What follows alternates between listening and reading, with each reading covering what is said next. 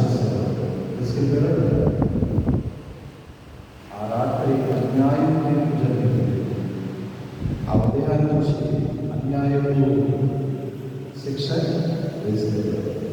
ఆ శిక్షను మోసింది, ఆ శిక్షను భరించింది మీకు నాకు మాత్రమే. ఆ ఏ పాపము చేయలేదని పాపం తెలియజేస్తుంది. అలా మనము మోయలేనటువంటి భారాలు మోస్తూ ఉంటాము. చేయలేని పాపాలు చేయలేని పాపాలు చేసి మోయలేనటువంటి భారాలు మోస్తూ ఉంటాము. కనుక ప్రయాసపడతాము. ఈ భారాన్ని శాస్త్రాన్ని అని దేవుడు పిలుస్తున్నాడు. నెలకొల్లు ప్రార్థన చేయమన్నాడు. మత్తయి 26:31 రాయబడింది. నెలకొలుగా ఉండి ప్రార్థన చేయాలి. చదువు. మీరు శోధనలో ప్రవేశించుకున్నట్టు నెలకొలుగా ఉండి ఎందుకు చేయాలి? ప్రార్థన చేస్తే ఏంటి మనకి ప్రయోజనం? శోధన శ్రమ రాబోయే శ్రమ కాబట్టి వచ్చేసిన శ్రమ తెలుస్తుంది. వచ్చేసిన శ్రమ నుంచి తప్పించుకోవా అని బాధపడతాం. కానీ రాబోయే శ్రమ నుంచి మనకి ఆయన చెప్తున్నాడు, మీరు శోధనలో ప్రవేశించుకున్నట్టు మీరు నెలకొలుగా ఉండి ప్రార్థన చేయండి. దేవుడిని అడగండి, దేవుడిలో గడపండి, దేవుడి సన్నిధిలో కన్నీరు విడవండి, మోకాళ్ళ అనుభవాల్లో మీ పాపాలు ఒప్పుకోండి, పరిశుద్ధులుగా మీరు నేర్చుకోండి, నా పరిశుద్ధమైన రక్తం చేత మీ పాపాలను కట్టుకోండి అని దేవుడు మనతో మాట్లాడుతున్నాడు. ఈ వేరు దేవుడి ప్లాన్ మనం ఆలోచన చేస్తుంది. మన ఆదరణ ఆయన దగ్గరికి వచ్చి నీ పనుల భావము యెహోవా మీద ఆయన ఉద్దేశాలని వాక్యాలని ఎవరో చెప్పి సొంత మాట కాదు. ఎప్పుడు కావాలో ఆ వాక్యం కాబట్టి మనకు ఏదైనా దేవుడితో కలిస్తే ఆ వాక్యం చదువు పలానా పనులు చేయడానికి నీ పనులు ఎప్పుడో మీద ఉంచము, ఆయన ఉద్దేశాన్ని సమర్పిస్తాడని వాక్యం చదివేము. ఆయన ఆ పనుల పాదాన్ని కలుస్తున్నాను, ఈ విధమైన పనులు సహాయం చేయాలి అని ప్రార్థన చేస్తే చేయకుండా ఉంటాడు. సహాయం చేయకుండా ఉండగలగా? నా పిల్లలు ఒత్తిడి రాయిస్తాను అన్నదంటే బుద్ధిని వచ్చే వరకు కూడా ఎత్తుకుని ముద్దాడే దేవుడిని నేనే. ఎప్పుడు దాకా బుద్ధిని వచ్చే వరకు ముద్దాడ ఏం చేస్తారు? చిన్న పిల్లల్ని ముద్దాడతారు. అలాగే 30 సంవత్సరాలు వచ్చినా 100 సంవత్సరాలు వచ్చినా వృద్ధులు పోయిపోయినా నడవలేకపోయినా వండిపోయినా మనం ఏం చేస్తారు? అయితే ఎత్తుకుని చిన్న పిల్లలతో సమానం. ఆయన అంటాడు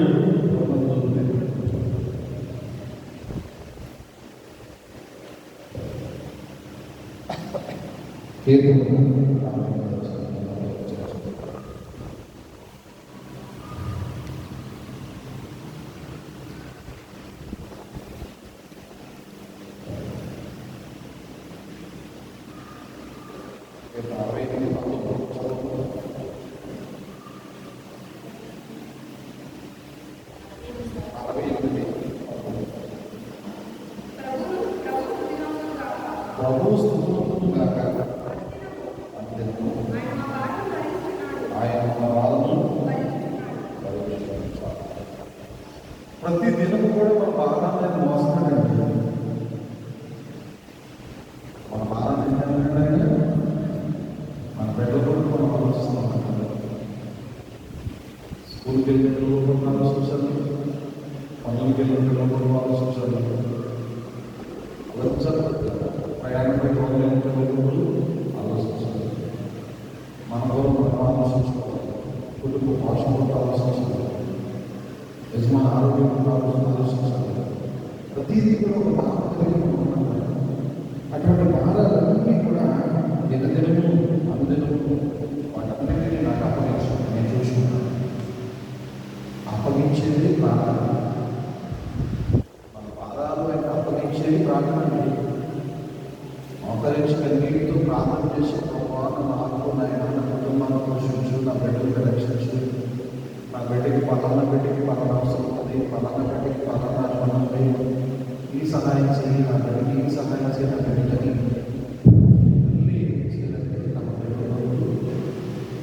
ఏం చేయడం తల్లి ముందుగా ప్రార్థించాలి. యజమాని కష్టపడి వస్తాడు. తెలంగాణ కష్టపడి వస్తాడు. ఆయన చేయలేకపోవచ్చు. చేస్తే మంచిది, ఇద్దరు కలిసి చేస్తే ఇంకా మంచిది. ఒకవేళ చేయలేకపోవచ్చు. స్త్రీ తప్పనిసరిగా యజమానులు ఎప్పుడైతే తన కుటుంబాన్ని ప్రాంతంలో కట్టుకుంటూ జ్ఞానవంతులు తన ఇల్లు కట్టుకుంటున్నాం. 3 రాళ్ళంటే తన ఇల్లు ఓడబెట్టుకుంటే ప్రతి ఒక్కరు కూడా శోకంతో ప్రార్థించారు. ఆ ప్రార్థన ద్వారా దేవుడు మన బాధలంతా కూడా ఆయన మోసమనకు ఆశిస్తున్నారు. ఆ మాట ప్రకారంగా మన దేవుడు కూడా అటువంటి గొప్ప పరిశుభ్రతను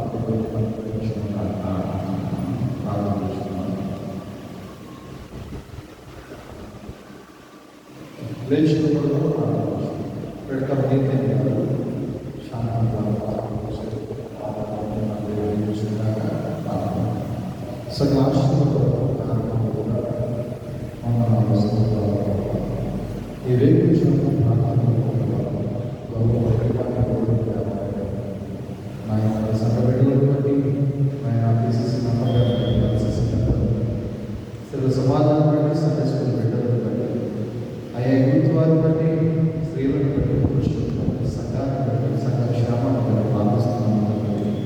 ప్రయాసపడి ప్రారంభించిన సంస్థల ద్వారా నేను మీకు విశ్రాంతి చేస్తానని మాట్లాడుతున్నాను. దేవా, సులువుగా సిద్ధులు పెట్టి పాపాలు మేము వస్తున్నాం. మా పాప భారాన్ని పోయేటట్టు మీరు సిద్ధులు ఆ సిలువులో బలైన మీ పరిశుభ్రత రక్తాన్ని క్షమించాలని వాక్యము తెలియజేస్తాను. శోధనలో పడిపోకుండా ఉండడానికి ప్రార్థన దేవుడు గరుడు నీవే. అటువంటి ప్రార్థన ఆయుధాన్ని ప్రతి ఒక్కరూ కలిగి ఉన్నాను. అటువంటి విధంగా ప్రార్థన చేసి ప్రతి ఒక్కరు కూడా మీ ఆశీర్వాదాలను కూడా సహాయం చేయండి అయ్యా. ప్రతి దినము మా పాపాలను విడిచిపెట్టి అయ్యా దావీదు మమ్మల్ని మేముగా మీకు జ్ఞానం పరిశీలన చేసి అయ్యా పరిశుద్ధ పరుషుని మీ రక్తం చేత మా పాపాలను దేవా మా యొక్క సంస్థాన్ని మీకు అప్పగించుకుని మీ చిన్నానుసారంగా మేము జీవించడానికి దయచేయండి. మా ఆశీర్వదించండి. క్షేమకరమైన మార్గాలు సిఆర్ గారికి మంచి ఆరోగ్యం ఇవ్వాలని శక్తి దయచేయండి. పెద్దలందరికీ మంచి ఆరోగ్యం ఇవ్వాలని శక్తి దయచేయండి. ఏసీసీ గారికి మంచి ఆరోగ్యాన్ని ఇవ్వాలని శక్తి దయచేయండి. అయా సంఘమంతని ఆయన నీతి న్యాయాలను నింపండి. అయా ఆత్మీయ అలంకరణతో అలంకరించండి. సన్మార్గాలు క్షేమకరమైన మార్గాలు నడిపించమని ప్రార్థన చేస్తున్నాను. ఇప్పుడు వచ్చిన అయా తల్లులు ఉన్నారు, చెల్లెలు ఉన్నారు, అక్కలు ఉన్నారు, తమ్ముడు ఉన్నారు. ప్రతి ఒక్కరిని కూడా పరిశుభ్రపరచండి, పవిత్రపరచండి, ప్రార్థనాలుగా తీసుకెళ్ళండి. ప్రార్థన ఆత్మ దయచేసి ప్రార్థన చేస్తున్నాను. ఆయన వారు చేసినటువంటి ప్రతి పనులు ఉద్యోగాలు రాకపోతే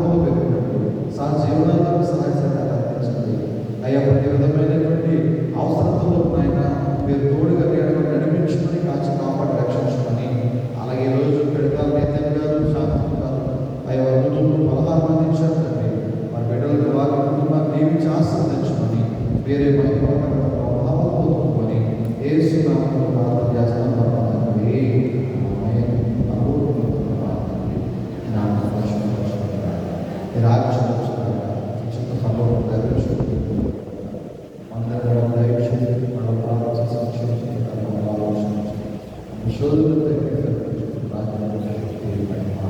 నిరంతరం దేవుని నమ్ముతున్నాను. దేవుని ప్రేమ పరిశుభాత్మ అన్యోన్య సమాసం కూడి అందరికీ అలాగే సకల పరిశుద్ధులను ప్రత్యేకంగా మరి యొక్క స్నాక్స్ తీసుకొచ్చినటువంటి కూడా వచ్చి ప్రతి ఒక్కరికి దేవుని